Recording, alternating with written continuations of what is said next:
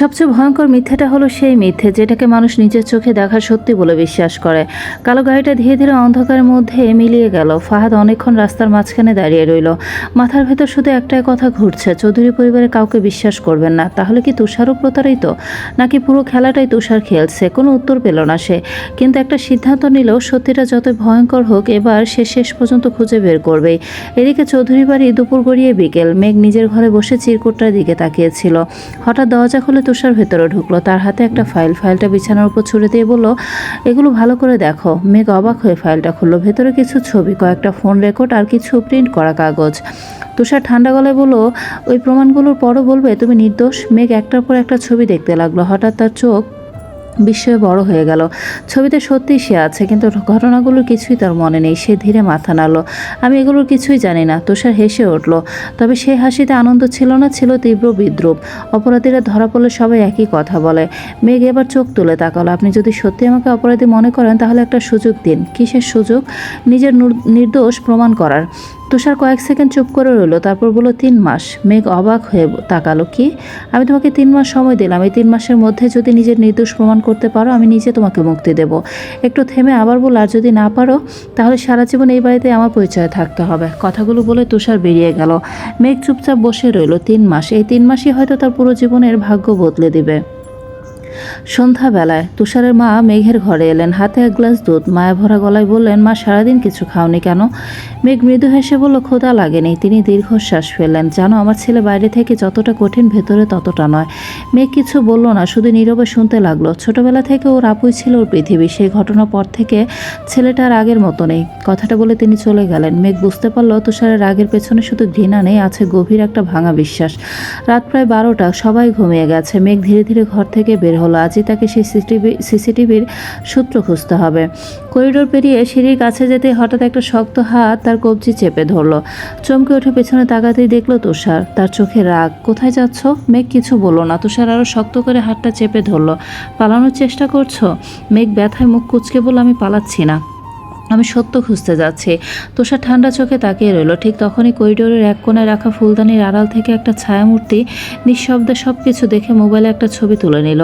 তারপর খুব আস্তে ফিসফিস করে বলল, খেলা তো এখন শুরু হলো। চোখে ব্যথা করছে শুনে খারাপ লাগলো। যদি অনেকক্ষণ ধরে ফোনের স্ক্রিনের দিকে তাকিয়ে থাকো তাহলে কিছুক্ষণ বিরতি নাও। যদি ব্যথা ঝাপসা দেখা, চোখ লাল হয়ে যাওয়া বা আলো সহ্য করতে সমস্যা হয় তাহলে চোখে ডাক্তার দেখানো ভালো। সত্যের পথ কখনো সহজ হয় না, কারণ সত্যকে সবচেয়ে বেশি ভয় পায় মিথ্যা। তুষারের শক্ত করে হাতের দিকে তাকিয়ে রইল মেঘ। ব্যথায় তার চোখে পানি চলে এসেছে। তবুও সে শান্ত গলায় বলল, হাতটা ছাড়ুন। তুষার ছাড়ল না, বরং আরও ঠান্ডা স্বরে বলল, মাঝরাতে চুপি চুপি বের হওয়ার মানে কি? আমি পালাচ্ছি না। তাহলে? সত্য খুঁজতে যাচ্ছি। তুষার তার ছেলের হাসি হাসলো। সত্য নাকি নতুন কোনো নাটক? মেঘ এবার সরাসরি তার চোখে দিকে তাকালো। আপনি আমাকে বিশ্বাস করবেন না সেটা আমি জানি, কিন্তু আমি নিজেকে বিশ্বাস করি। এক মুহূর্তের জন্য তুষার চুপ হয়ে গেল। কথাগুলো তার বুকের কোথাও গিয়ে লাগলো। তবুও সে মুখ শক্ত করে বলল, আজ থেকে আমার অনুমতি ছাড়া এই বাড়ির বাইরে এক পাও যাবে না। এই কথা বলে সে হাত ছেড়ে দিল। মেঘ আর কিছুই বলল না, চুপচাপ নিজের ঘরে ফিরে গেল। পরদিন সকাল, তুষার অফিসে বের হওয়ার আগে একজন লোক বাড়িতে এলো। লোকটার হাতে একটা খাম। স্যার, এটা আপনার নামে এসেছে। তুষার খামটা খুলতেই ভেতর থেকে কয়েকটা ছবি বেরিয়ে এলো। ছবিগুলো দেখে তার মুখের রং বদলে গেল। ছবিতে দেখা যাচ্ছে 3 মাস আগে মেঘ একটি বাড়ির সামনে দাঁড়িয়ে আছে, কিন্তু ছবির নিচে লাল কালিতে লেখা, যাকে তুমি বিশ্বাস করছো না সে পুরো সত্য জানে না। তুষার চারদিকে তাকালো। খামটা কে পাঠিয়েছে তার কোনো নাম নেই। এদিকে মেঘ নিজের ঘর গোছাতে গিয়ে হঠাৎ আলমারির নিচে একটা ছোট চাবি পেল। চাবিটা আগে কখনো দেখেনি। ঠিক তখনই তুষারের ছোট বোন নীলা ঘরে ঢুকলো। ভাবি, এটা খুঁজছেন? মেঘ অবাক হয়ে বলল, তুমি এই চাবিটা চেনো? নীলা মাথা নাড়ল। এটা দাদুর পুরনো স্টোর রুমের চাবি। এখন আর কেউ এদিকে যায় না। মেঘের বুক ধক করে উঠল। হয়তো সেখানে লুকিয়ে আছে কোনো উত্তর। রাত নামতে পুরো বাড়ি নিস্তব্ধ হয়ে গেল। সবাই ঘুমিয়ে পড়ার অপেক্ষা করলো। মেঘ ঘড়িতে রাত 1টা বাজতে সে ধীরে ধীরে ঘর থেকে বের হলো। হাতে সেই ছোট চাবি। করিডোর পেরিয়ে বাড়ির পেছনে পুরনো স্টোর রুমের সামনে এসে দাঁড়ালো। তালা খুলতেই করর শব্দ করে দরজাটা খুলে গেল। ঘরের ভেতর ধুলো জমে আছে, চারদিকে পুরনো আসবাবপত্র। হঠাৎ তার চোখ পড়লো একটা লোহার ট্রাঙ্কের উপর। ট্রাঙ্কটার ঢাকনা খুলতেই ভেতরে একটা পুরনো ডায়েরি আর একটা পেন ড্রাইভ। মেঘ কাপা হাতে ডায়েরিটা তুলতে পেছন থেকে ভেসে এলো পরিচিত একটি কণ্ঠ, আমি জানতাম তুমি একদিন এখানে আসবেই। ভয়ে মেঘ ধীরে ধীরে পেছনে ঘুরলো। অন্ধকারে দাঁড়িয়ে থাকা মানুষটার মুখ তখনও স্পষ্ট দেখা যাচ্ছে না, শুধু তার চোখ দুটো জ্বলজ্বল করছে। সত্যকে সবাই চাপা দিতে চায়, সে সত্য একদিন সবচেয়ে জোরে চিৎকার করে ওঠে। অন্ধকারে দাঁড়িয়ে থাকা মানুষটার দিকে ভয়ে তাকিয়ে রইল মেঘ। তার বুকে ধুকপুকানি যেন পুরো ঘর জুড়ে শোনা যাচ্ছে। লোকটা ধীরে ধীরে সামনে এগিয়ে এলো। চাঁদের ম্লান আলো মুখে পড়তে মেঘ স্বস্তির নিঃশ্বাস ফেল। আপনি? লোকটা বাড়ির পুরনো কেয়ারটেকার কাশেম চাচা, ছোটবেলা থেকে চৌধুরী বাড়িতে কাজ করেন। কাশেম চাচা চারপাশে একবার তাকিয়ে নিচু গলায় বললেন, মা, এই ঘরে বেশি সময় থেকো না, কেউ দেখে ফেললে তোমার বিপদ হবে।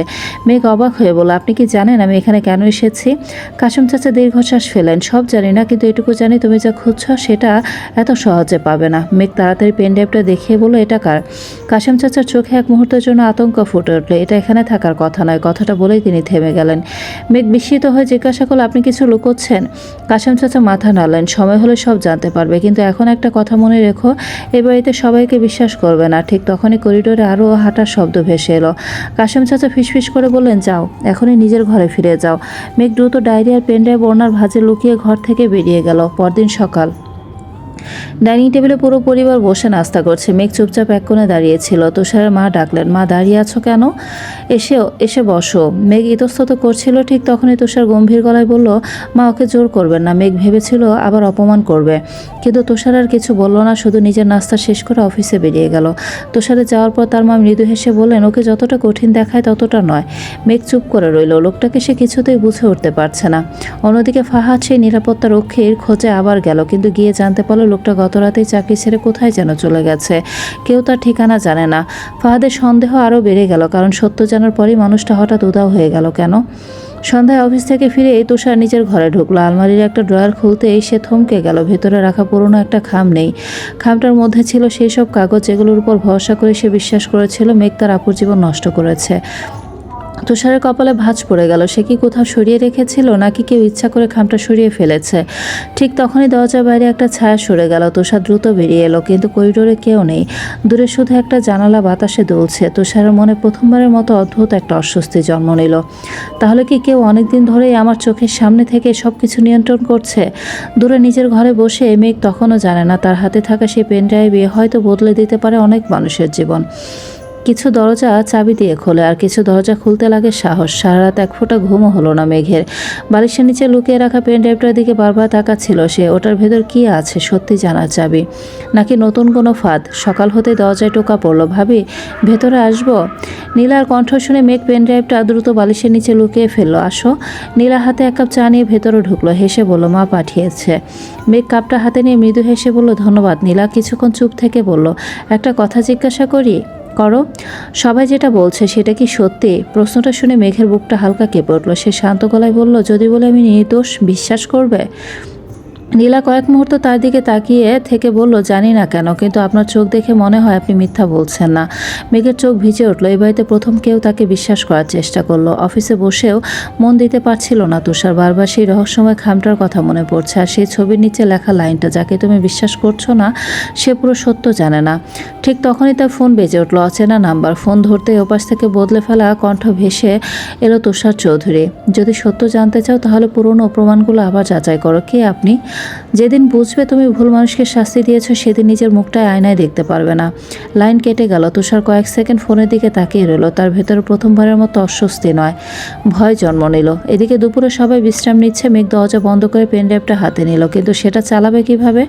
এবারের একমাত্র কম্পিউটারটা তুষারের স্টাডি রুমে। সেখানে যাওয়া মানেই ধরা পড়ার ঝুঁকি। তবুও সাহস করে সে স্টাডি রুমের দিকে এগিয়ে গেল। চারপাশে কেউ নেই। ধীরে ধীরে দরজা খুলে ভেতরে ঢুকলো।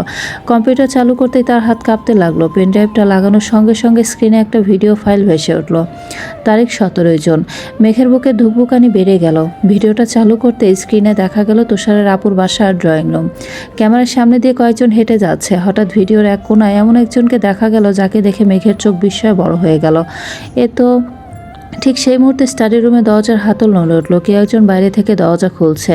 মেঘ তাড়াহুড়ো করে পেনড্রাইভ খুলে ফেললো, কিন্তু ততক্ষণে দরজা খুলে গেছে। দরজার সামনে দাঁড়িয়ে আছে তুষার। তার চোখ সরাসরি গিয়ে পড়লো মেঘের হাতে ধরা পেনড্রাইভের উপর। ঘর জুড়ে নেমে এলো নিস্তব্ধতা।